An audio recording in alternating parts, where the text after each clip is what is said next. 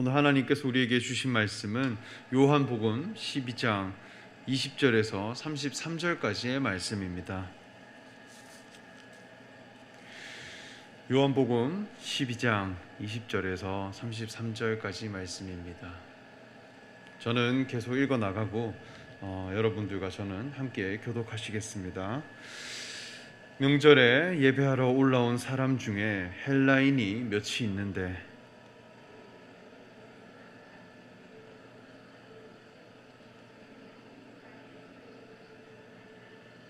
빌립이 안드레에게 가서 말하고 안드레와 빌립이 예수께 가서 여쭈니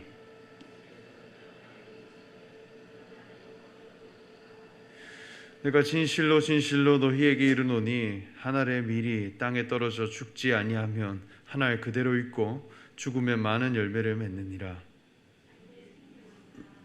잃어버릴 것이요 이 세상에서 자기의 생명을 미워하는 자는 영생하도록 보존하리라.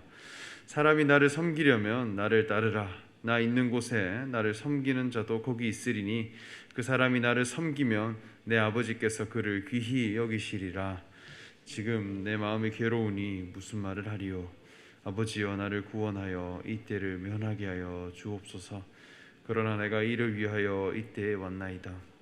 아버지여 아버지의 이름을 영광스럽게 하옵소서 하시니 이에 하늘에서 소리가 나서 이르되 내가 이미 영광스럽게 하였고 또다시 영광스럽게 하리라 하시니 곁에 서서 들은 무리는 천둥이 울었다고도 하며 또 어떤 이들은 천사가 그에게 말하였다고도 하니 예수께서 대답하여 이르시되 이 소리가 난 것은 나를 위한 것이 아니요 너희를 위한 것이니라.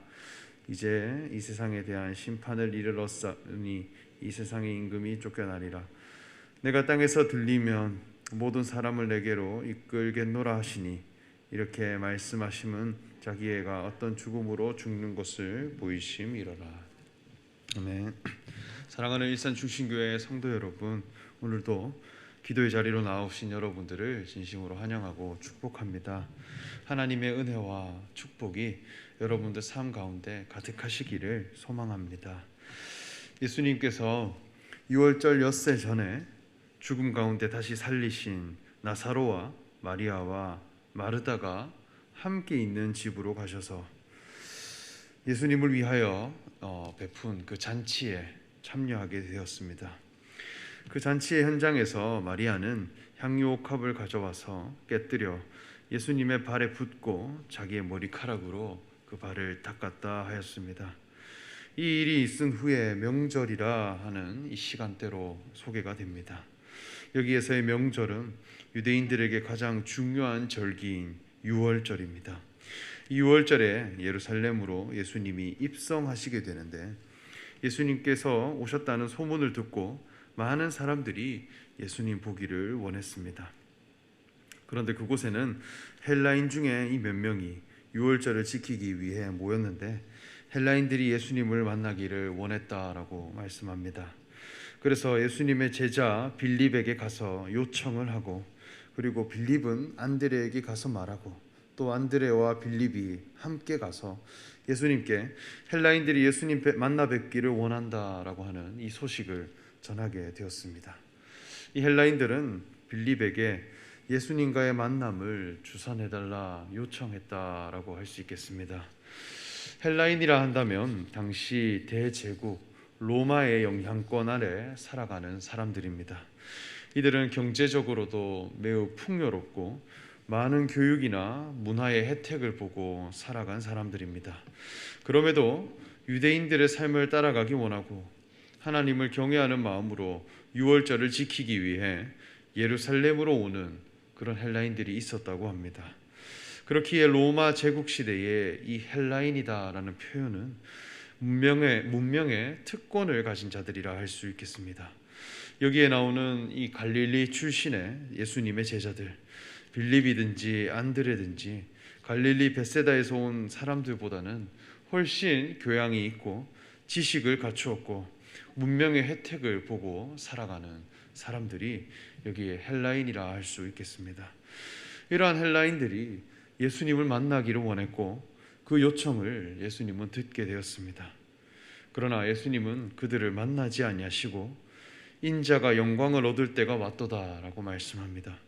그리고 24절, 25절 말씀에 내가 진실로 진실로 너희에게 이르노니 한 알의 밀이 땅에 떨어져 죽지 아니하면 한 알 그대로 있고 죽으면 많은 열매를 맺느니라.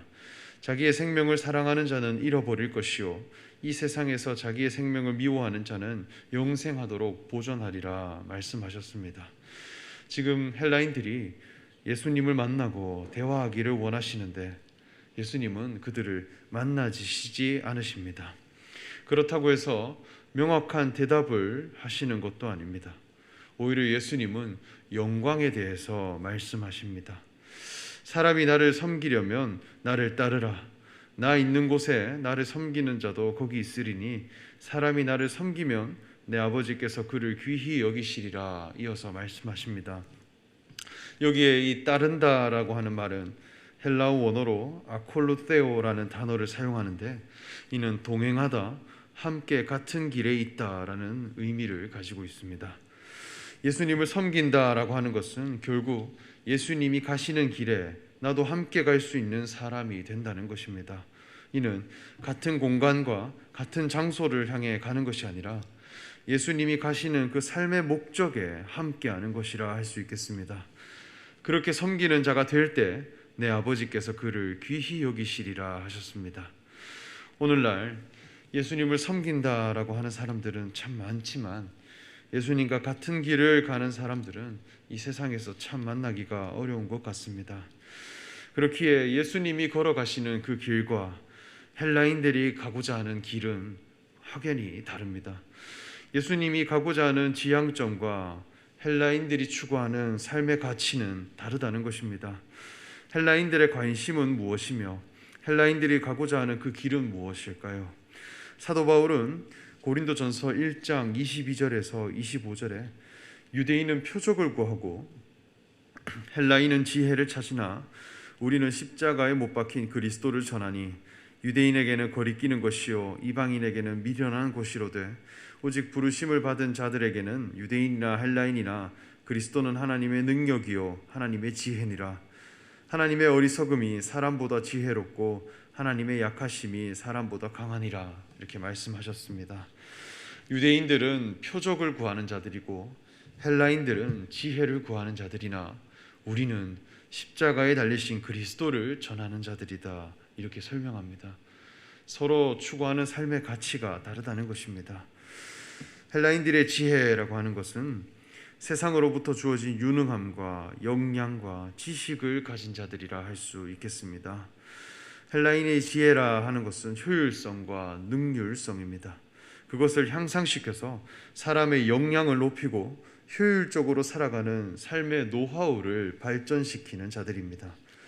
그래서 우리가 살아가는 건축 기술이라든지 과학이나 수학, 여러 학문과 지식들은 모두 다 헬라의 문화권으로부터 온 것들입니다. 육체의 기능을 강화시키고 전문화시켜서 삶을 윤택하게 하고 삶의 질을 향상시키는 것, 이것이 헬라인들이 추구하는 지혜라 여깁니다. 세상을 살아가는 모든 사람들은 이러한 헬라인처럼 삶의 노하우에 관심을 가집니다.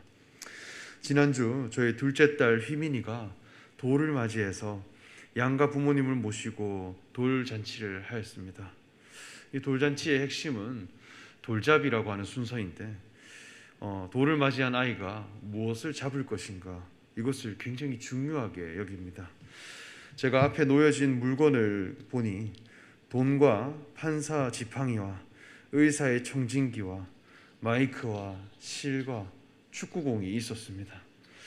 오늘날 사람이 살아가는 데 있어 너는 어떠한 기능을 가진 사람이 될 것인가 이것을 너무나 중요하게 여긴다라는 생각을 하게 되었습니다. 그러나 저는 휘민이를 보면서 하나님 앞에 너는 누구인가? 예수 그리스도를 통해 너의 삶의 목적을 찾는 자가 된다면 세상의 어떠한 것보다 기쁘고 영광스럽겠다라는 생각을 했었습니다. 헬라인들이 예수님께 나왔을 때 예수님은 오히려 인자의 영광에 대해 말씀하십니다.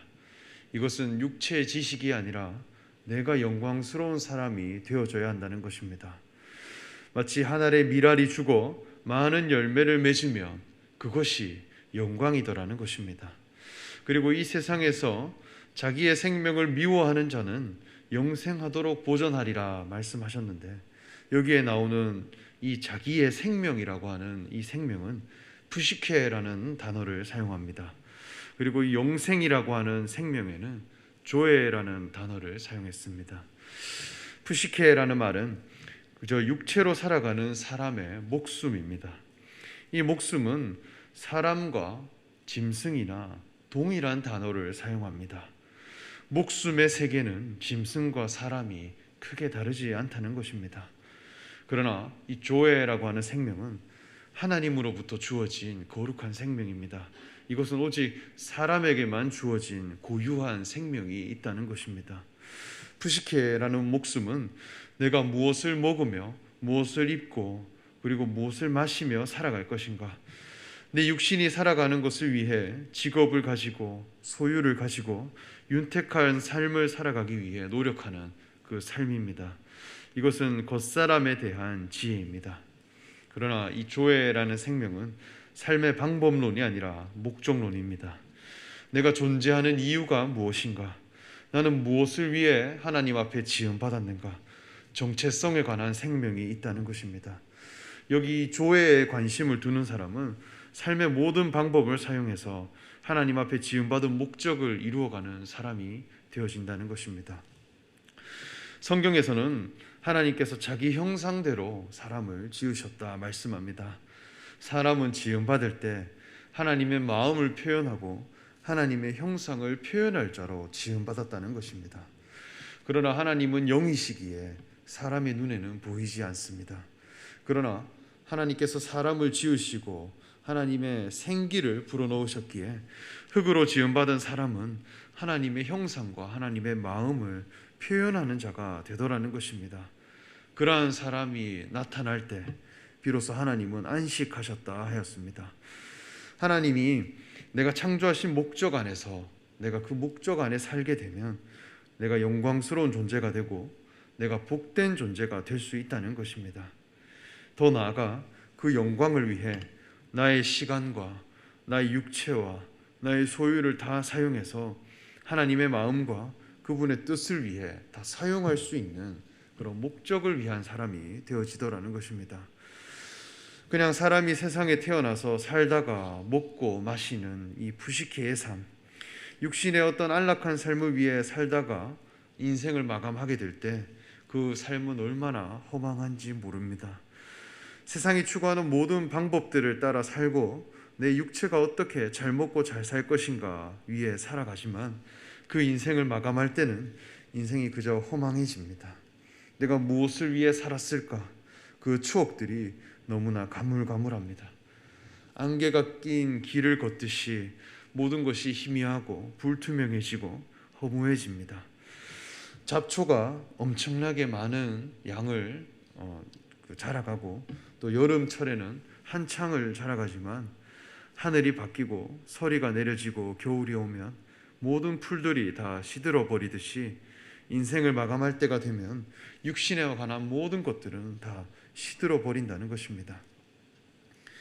그러나 내가 무엇을 위해서 살아갈 것인가? 또 나는 하나님이 나를 지으신 목적은 무엇인가? 여기에 진정한 지혜가 있는 줄 알고 살아가는 사람, 예수님은 이것에 관심을 가지시는 분이었습니다. 그리고 예수님은 그 길을 가셨습니다. 하늘의 밀이 죽는다는 것은 그 겉 형식이 죽는 것입니다. 껍질을 통해 버리면 썩어지는 자리를 향해 가게 되지만 그 속에 있는 생명이 드러나고 그 생명이 자람으로 많은 열매를 맺게 됩니다. 이것이 예수님이 바라보시는 영광입니다. 그저 육체의 겉 형식을 위해 살아가는 것이 아니라 하나님이 사람을 지으신 기준이 무엇인가, 이것을 드러내기 위해 모든 삶을 내어놓는 그 길을 가셨습니다. 하나님이 나를 지으신 그리스도의 직임과 하나님의 자녀라 하는 그 거룩한 생명을 우리에게 일깨워 주시기 위해 십자가로 가셔서 죽으심으로 우리는 그 삶의 정체성을 뚜렷하게 깨닫게 되는 그런 은혜를 받았다는 것입니다. 인생의 영광이 저기에 있음을, 내 자신이 살고 죽는 모든 목적이 저분에게 있음을 발견하게 되므로 우리가 다시 하나의 미랄이 되어 열매로 하나님께 드려지는 자들이 되었습니다. 그렇기에 헬라인들의 요청 앞에 예수님은 자신의 영광은 무엇이며 내가 걸어가야 할 길은 무엇인가 설명하셨습니다. 분명히 보라는 것입니다. 그러므로 우리도 그 길을 함께 걸어가는 참된 그리스도인이 되어야겠습니다.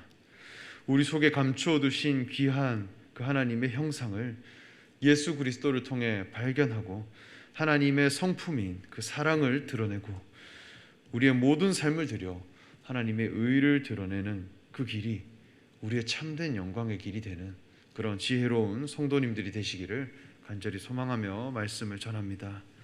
우리 함께 기도하겠습니다.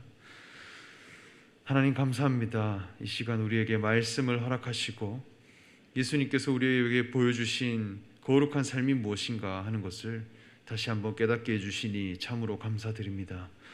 한 알의 밀이 땅에 떨어져 죽지 아니하면 한 알 그대로 있고 죽으면 많은 열매를 맺느니라 하신 예수님의 말씀과 그 삶 앞에 우리가 같은 길을 걸어가는 자들이 되기 원합니다.